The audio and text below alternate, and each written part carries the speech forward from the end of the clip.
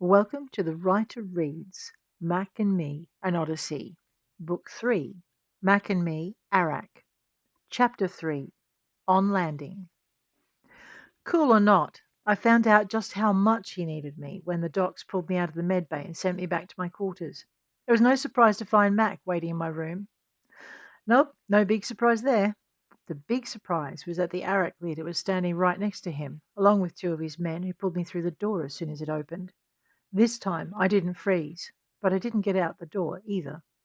I backed up against it as they closed it behind me. Then I took a breath and pulled myself together.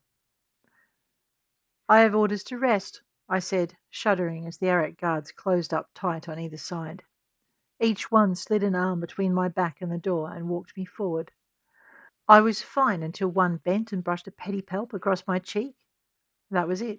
I curled up, still standing, but hunched in on myself as I screamed. Mack was in front of me in an instant, bending to put his face close to mine, his grip firm on my shoulders, his words whiplash sharp against my mind. Snap out of it! It took a long moment for his presence to register, but gradually his warmth seeped through. When I straightened up and looked at him, he reached for my hand and pulled me out of the bodyguard's grasp. She is mine, he said, glaring at both of them and turning a defiant gaze on their leader. The leader, for his part, looked amused. For now, he said, for as long as she's useful, I'll let you keep her. Useful for what? I didn't want to ask. Mack had said he needed me. The Arach leader was going to let me live. What more could a girl ask for while recovering from being almost bled dry? I kept my hand in Mack's. His grip was firm, and I wondered how the rest of the crew were doing. But the Arach had no time for that.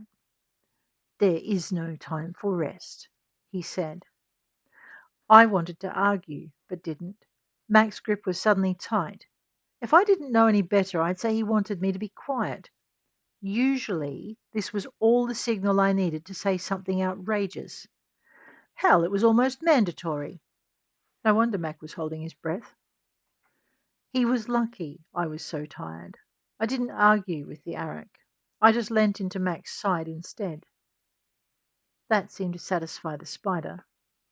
Good. Your gear and instructions are at the drop site. Drop site?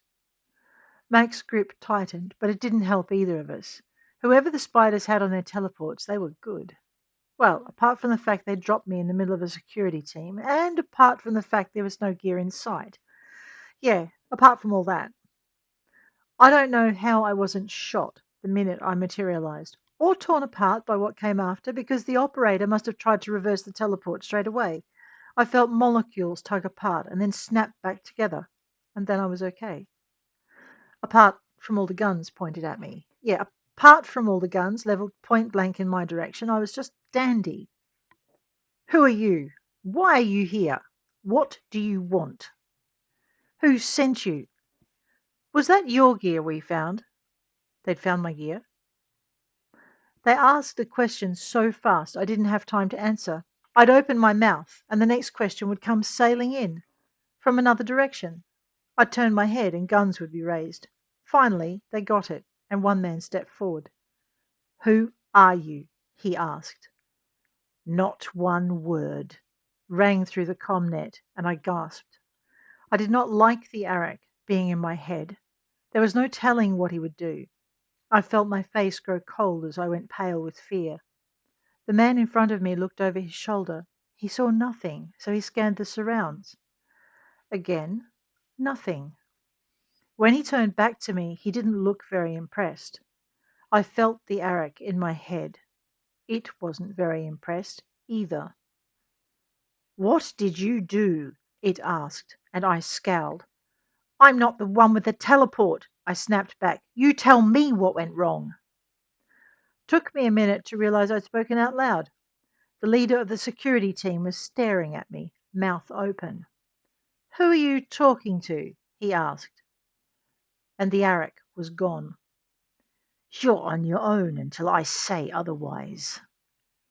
Fantastic, I muttered, and realized the guy in front of me was staring. I'm on my own, I said, not bothering to hide just how not pleased I felt about that. You are? Am now. So you were sent. I arched an eyebrow at him. Now might be a good time to take that rest the doc was recommending, Mack's voice suggested inside my head. I hadn't intended to obey, but he tweaked something in the implant, and I was out before I hit the pavement. Lost a lot of blood, had a familiar ring to it when I woke up again. 2 bite marks, no wonder she stinks of spider. Did not. To my surprise, I was still at the drop point, only horizontal, and on a stretcher, with my hands cuffed together, and then cuffed to the stretcher halfway down. Fantastic. And I was tired. I don't know about a lot of blood, but I sure felt tired. Maybe Mack had a point. I tried to reach him through the implant, and all I got was static. Vicious, curling static that raked the inside of my skull. I whimpered, and the medic crouched nearest looked down. When did you get bitten? What? Bitten. When did you get bitten? I frowned, decided to ignore the question. My implant doesn't work. He frowned at the unexpected answer and then glanced up at the nearest security type.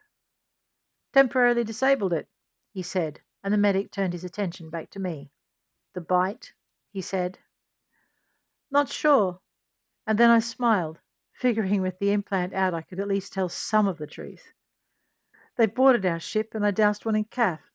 It took blood in return. I tried to make it sound light-hearted, but my voice caught when I mentioned the blood, and I felt my skin go cold. From the look on his face, it wasn't helpful, so I tried again. I got topped up in medbay and then sent back to my quarters and then ported down here.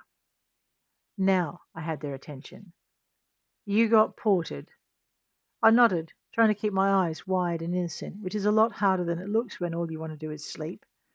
I remembered Mack repeating the doctor's orders for rest and stopped fighting to stay awake.